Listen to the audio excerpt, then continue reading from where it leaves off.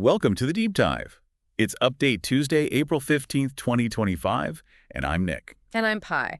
Today, we're really diving into the current global economic picture. A lot's happening. Definitely. We'll be focusing on those shifts, especially the U.S.-China trade stuff, how China's reacting. And then we'll hit some global market moves and finish up with the latest from S2 Underground News. Okay, let's jump right in. The big headline really is this escalating trade situation between the U.S. and China. Yeah, and it's not abstract anymore. It's hitting specific sectors and, well, gaming is right in the crosshairs. Exactly. New U.S. tariffs on gaming consoles made in China, potentially up to, what is it, a massive 145%. That's the number, 145%. And, you know, people might think gaming's niche, but it's huge. Globally, it pulls in more money than movies and music combined. Right. And we've actually seen confirmation, haven't we? An internal memo. Yes, from a major supplier, Right. works with Apple and Nintendo, basically confirming that, yep, game consoles are facing that full 145%, even though some things like phones got a temporary pass. So think about that cost jump. It's huge. And you're already seeing the effects. Nintendo, for example. Right. They've reportedly paused U.S. pre-orders for the Switch 2, trying to figure out the damage, I guess. Makes sense. They're looking at Vietnam, sure, but most production is still China. So 145% really stings. And Sony? Similar boat with the PS5, still mostly made in China. Yeah, and what's interesting there is they've already raised prices elsewhere. Europe, UK, Australia. Like 10, 11%? Uh-huh. The new price in Europe is around 500 euros, UK about $430. Something like that. It almost feels like they're trying to, pre-subsidize potential U.S. price hikes. So the bottom line for listeners, Yeah. what's this mean for buying a new console? Well, Bloomberg Intelligence is saying Sony and Nintendo might have to hike U.S. prices by up to 30% just to keep their profits level. 30%, wow, imagine paying that. And it's not just consoles. Could hit big game releases too, right? Like GTA 6? Absolutely. The Okay. whole ecosystem. And it goes beyond gaming. That same supplier memo mentions smart speakers facing 145%, Bluetooth speakers 152.5%. Wireless headphones, like 170%. That's eye-watering. It really is. Now, some production is moving, Southeast Asia mainly, but even stuff coming from there gets hit with a temporary 10% tariff for 90 days. So, no easy escape route right now. And TVs. Most made in China are looking at 156.4% tariffs, even if final assemblies in Mexico sometimes. Right. And while smartphones and laptops made in China got a temporary break from these new reciprocal tariffs. They still have that baseline 20% tariff anyway. Exactly. And for businesses, servers, electric switches made in China, looking at a 45% tariff.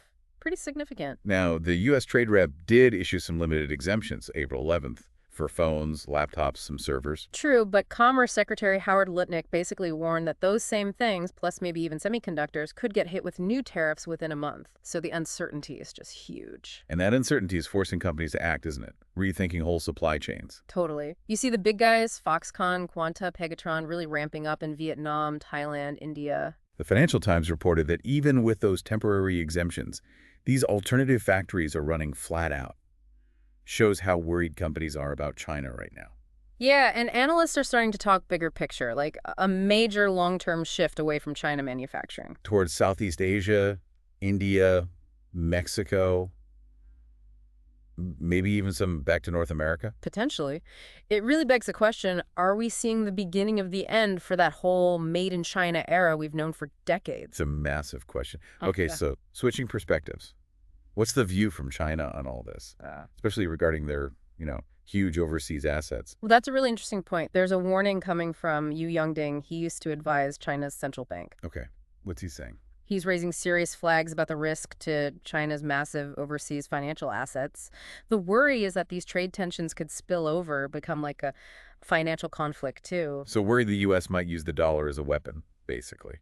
Precisely that. The fear of financial measures targeting China's U.S. dollar assets. And the scale is just immense. China has, what, $3.2 trillion in foreign reserves? And total overseas assets at the end of 2024 were something like $10.2 trillion USD. A lot of that in dollars. Exactly. So any move against those assets would have huge global ripple effects. And we have seen China pulling back from U.S. treasuries a bit, haven't we? We have. Since 2017, their holdings have dropped quite a bit, down to around $760.8 billion by January this year. Japan actually holds more U.S. debt now. And these warnings are coming out amid some speculation in the U.S. about debt strategies. Yeah, there's been talk, maybe more hypothetical, about this Mar-a-Lago Accord. Yes, attributed to Stephen Moran. Yeah. Weakening the dollar, restructuring debt into super long-term bonds. That's the idea. Now, Yu Yongding called that tantamount to default. Strong words, for sure. But his core point, and others agree, is that weaponizing the dollar like that would trash its global credibility. It could threaten the whole post-Bretton Woods financial system. So given all this financial jitters, is China likely to just, suddenly devalue the yuan? Interestingly, Yu Yongding kind of dismisses that. He argues that with U.S. tariffs already so high, 145%, et cetera, China probably couldn't devalue enough to really offset the cost anyway. But the underlying anxiety in Beijing is definitely palpable. But what about China just trying to shift away from U.S. assets altogether? Is that feasible? That's the tricky part. Michael Pettis at Peking University makes a good point here. It's really hard for China to just ditch U.S. assets. Because of their trade surpluses, right? They have to park that money somewhere. Exactly. They accumulate vast amounts of foreign currency. And historically, U.S. dollar assets have been the most liquid, stable option if they aggressively sold U.S. holdings to buy, say, euro assets. It could cause chaos in the markets, impacting the dollar, euro, yen. Potentially major disruptions. Pettis basically asks, where else could China realistically put such enormous surpluses year after year? It really shows how tangled up the global financial system is, even with all this tension. Okay, let's shift gears now. Xi Jinping was just in Vietnam. Right, arrived on Monday. And the timing is key, right amid this U.S. trade pressure. And he made some pretty direct comments beforehand. He did. Penned an article in Vietnam's official Communist Party paper called Trade Wars Winless, Stress Supply Chain Stability, Multilateralism. A clear message. Aimed beyond Vietnam too, I imagine. U.S., wider world. Definitely. And he got quite the welcome in Hanoi, didn't he? Greeted by the Vietnamese president at the airport. Which is apparently quite rare. Signals growing tide. It does. It's Xi's second Vietnam visit in under 18 months. And the first stop on his 2025 overseas tour, Malaysia, Cambodia are next. Trade will be front and center there too, no doubt. He met with Vietnam's Communist Party chief as well, right? Emphasizing that 75-year bond. Meanwhile, back in the U.S., President Trump had his take. Yeah. What was the reaction there? He suggested the talks were about harming the U.S., but then added, kind of surprisingly, I don't blame China, I don't blame Vietnam, saying they were just trying to figure out how do we screw the United States of America. Pretty colorful language. Indeed.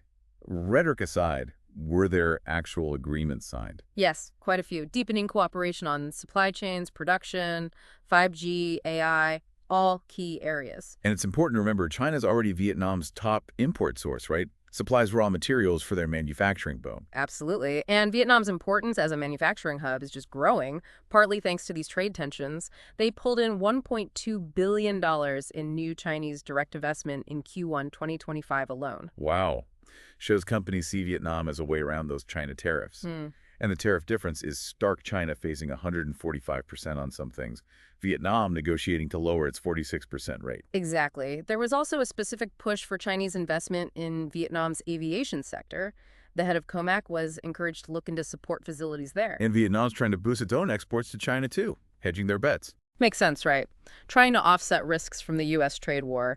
It's a real balancing act for Vietnam. How so? Well, China's a vital economic partner, but also seen as a strategic threat historically, especially with South China Sea tensions. Right. And then the U.S. is their main export market, shoes, clothes, electronics. So they're caught in the middle, really, trying to navigate carefully, pushing for a negotiated deal with the U.S. It's complex. Okay, thanks for mapping out that whole U.S.-China-Vietnam dynamic.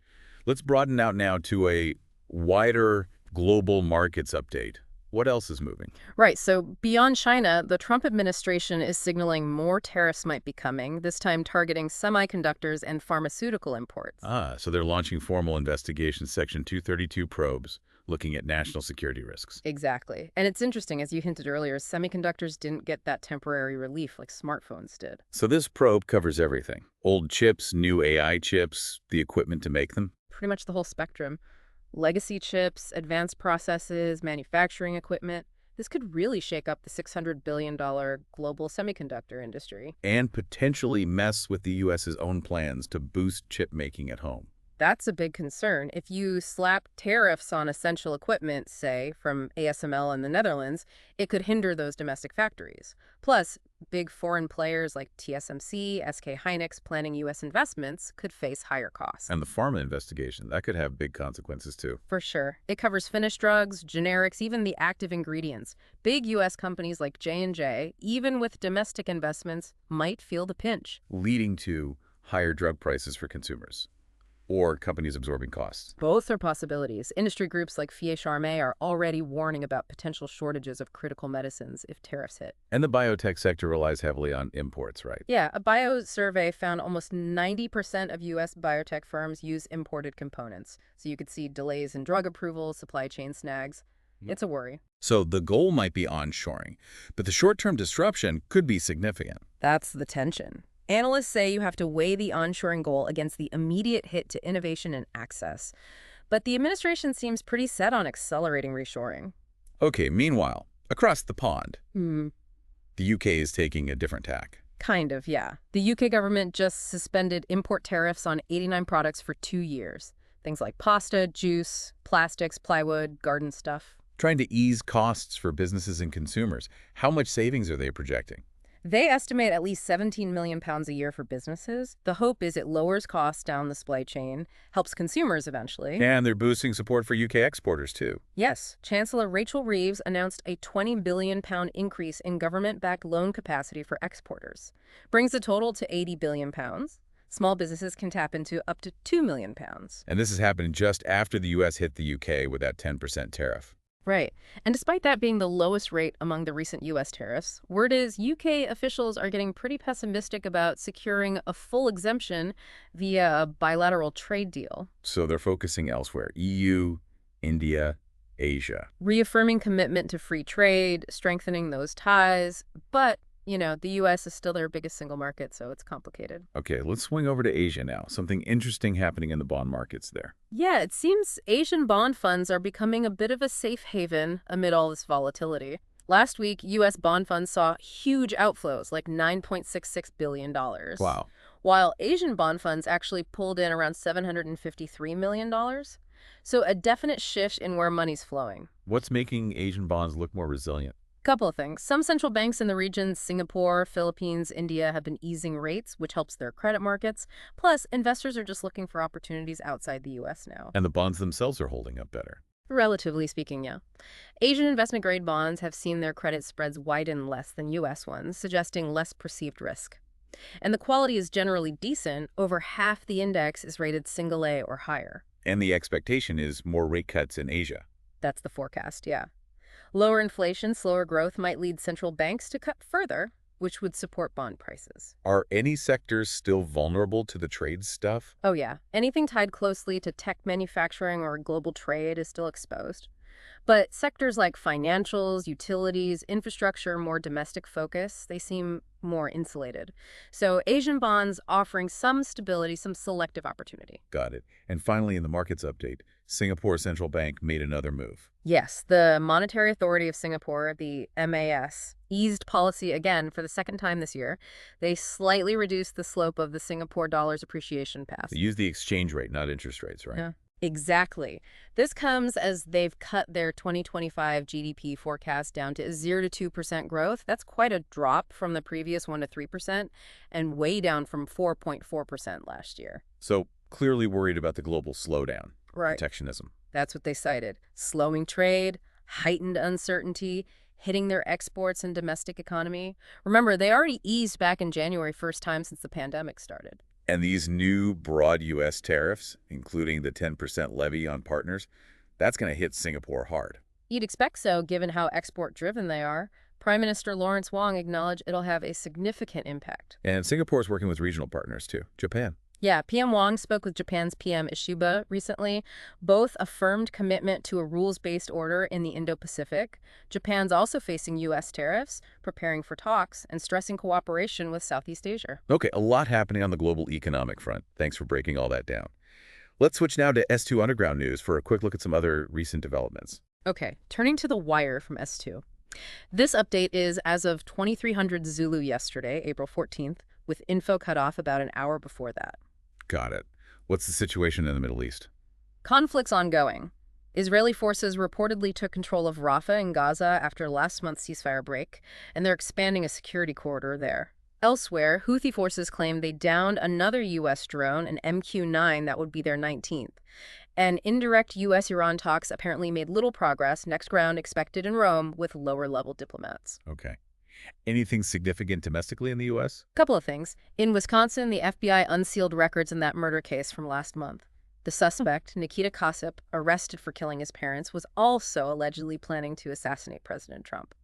Analysts are calling it disturbing, highlighting the current domestic threat level. Wow. Okay. And in Pennsylvania? An incendiary attack on the governor's mansion in Harrisburg. A man named Cody Bulmer was arrested, allegedly breached the perimeter, broke a window, set a fire using improvised devices. Any known motive? He apparently stated hatred for the governor, but no clear ideology identified yet. His mother reportedly called police beforehand, warned them he was off his meds. Definitely concerning incidents. Okay, so pulling it all together from today's deep dive, it's clear these U.S.-China trade tensions are driving major global economic shifts. Yeah, we've seen the potential for big price hikes on tech, the real push to reshape supply chains away from China, and China's own growing worries about its overseas financial holdings. And we saw how interconnected markets are, the UK's reaction. Investors looking towards Asian bonds as things get choppy. Right, and then those S2 updates just add another layer of ongoing geopolitical friction and domestic security concerns. It really leaves us with a big question for listeners to mull over. With all these rapid, significant changes in trade, geopolitics, how can individuals, how can businesses best get ready for what seems like an increasingly volatile future? It's definitely something to think about. No easy answers, but crucial to consider as these trends keep developing. Absolutely. If you found this breakdown helpful for understanding these complex moving parts, please do like and subscribe to The Deep Dive. We'll keep bringing you these updates and analyses. And if you'd like to support the show, help us keep doing this, you can find details about our GoFundMe page. Thanks for tuning in.